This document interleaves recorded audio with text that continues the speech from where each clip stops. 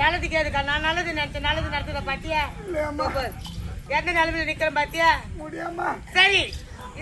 என்னதான் உடம்புல 1000 நோய்கள் இருந்தாலும் வீட்டில் 1000 கஷ்டம் இருந்தாலும் ஒரு நாடகத்துக்கு வந்து மேக்கப் பண்ணிட்டு வெளில வந்துட்டோம்னு வச்சுக்கிங்களேன், எல்லாத்தையுமே மறந்துடலாம். எங்களை கழுத்துக்கி அடிச்சிருக்கிறாங்க, திருநங்கைன்றதுனால கழுத்துக்கெல்லாம் அடிச்சிருக்காங்க. இதெல்லாம் நிறையவே நடந்திருக்கு.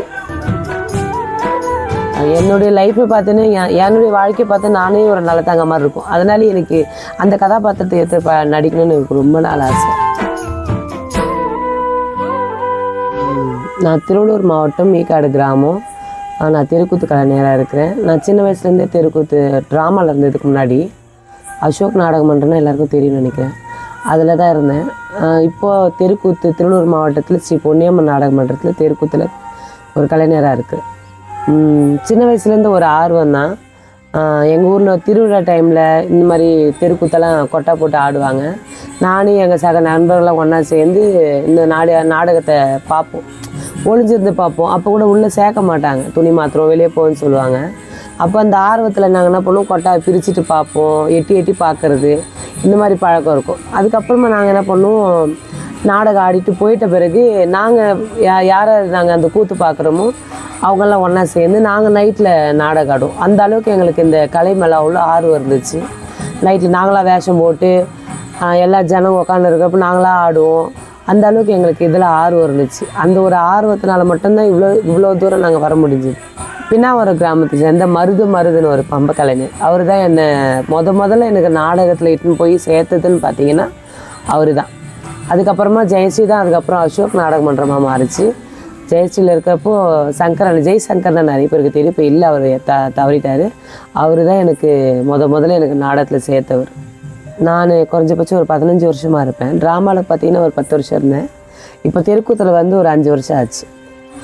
மற்ற நம்மளை ரசிக்கிறாங்களான்னு பார்க்குறதுக்காக நான் பார்த்து இந்த ஒப்பனை கலையில் அவளை பார்த்து செய்வேன். எல்லா மேக்கப்பும் சரி நுணுக்கமாக செய்வேன். இது நல்லா இருக்கணும், அது நல்லா இருக்கணும் என்ன பார்த்து செய்கிறது எனக்கு ரொம்ப பிடிக்கும்.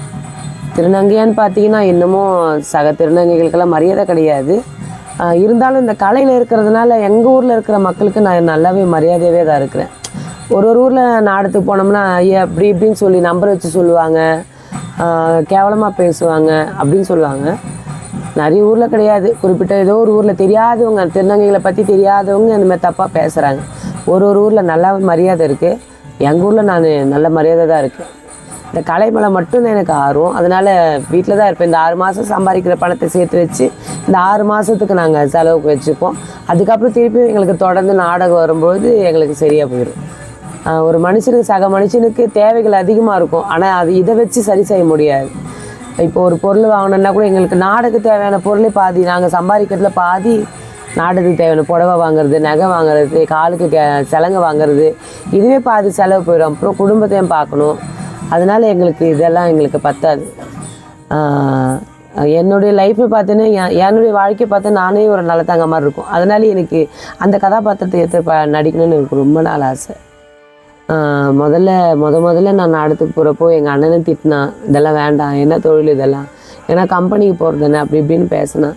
அதுக்கப்புறம் எங்கள் அம்மாவுக்கு முதல்ல நான் புரிய வச்சேம்மா, நான் இது மாதிரி தான் இருக்கேன், இது மாதிரி நான் கலைத்துறைக்கு போகிறேம்மா, நான் வேறு எதுவும் தப்பாக நான் போகலை, கலைத்துறைக்கு தானேம்மா போகிறேன், நான் எனக்கு நாடகத்து மேலே ஆர்வம் இருக்குது அப்படின்னு நான் சொன்னதுனால எங்கள் அம்மாவுக்கு முதல்ல புரிய வச்சு அதுக்கப்புறமா அண்ணனும் புரிஞ்சுக்கிட்டான்.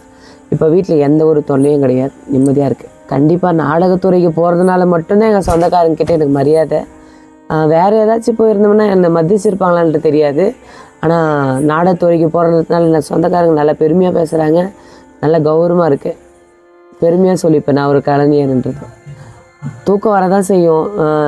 தொடர்ந்து நான் நைட்டில் கண்ணு முழிக்கிறது, பகலில் எவ்வளோ தான் தூங்கினாலும் நைட்டில் கொஞ்ச நேரம் தூங்கினா தான் அது தூக்கமாக இருக்கும். அப்படி இருக்கும்போது தொடர் நேரத்துலலாம் எங்களுக்கு தூக்கமே இருக்காது, பகலில் தூங்குறது மட்டும்தான். அதுவும் வீட்டில் இருக்கிற வேலைகளெல்லாம் பார்த்துட்டு அதுக்கப்புறம் தூங்கிட்டு திருப்பி நாடகத்துக்கு வந்து தூங்க முடியாது. தொடர்ந்து நான் வேஷங்கள் இருக்கும், மேக்கப் பண்ணணும், அது பண்ணணும், வெளில வந்து பாட்டு பாடணும், தூங்க முடியாது.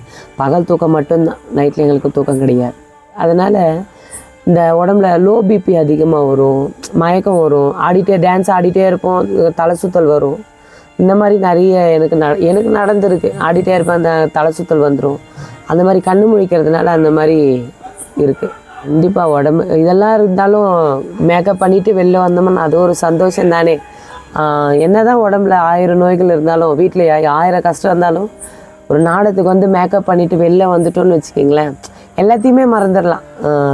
எந்த ஒரு கஷ்டமாக இருந்தாலும் அதை மறந்துட்டு ஜாலியாக வெளியே சிரிச்சுக்கிட்டு அந்த ஒரு நைட்டு நிம்மதியாக இருக்கும். எந்த ஒரு கஷ்டமும் தெரியாது, ஜாலியாக அந்த பொழுது வரையதே தெரியாது. அழகாக மேக்கப் பண்ணிவிட்டு ஜாலியாக ஆடிட்டு எல்லாருடையும் பேசிட்டு மற்றவங்கள சிரிக்க வச்சுட்டு அவங்க நம்மளை பார்த்து ரசிக்கிறதுல எந்த கஷ்டமும் தெரிய போகிறதில்ல, நிம்மதியாக இருக்கலாம். நிறைய நடந்திருக்கு அந்த மாதிரி. சாதாரண மனுஷனை ஒரு ஆம்பளை நாடகத்தை ட்ராமா பொறுத்த வரைக்கும் ஒரு ஆம்பளையாக இருக்கிறவங்க பொம்பளை ஷோ போட்டு ஆடின கொஞ்சம் கஷ்டம்தான். அப்படி இருக்கும்பொழுது ஒரு திருநங்கை ஒரு கிராமத்தில் போயோ இல்லை எங்கேயாச்சும் போய் நாடகம் ஆடுறாங்கன்னா அவங்க நிறைய கஷ்டத்தை அனுபவிக்கணும்.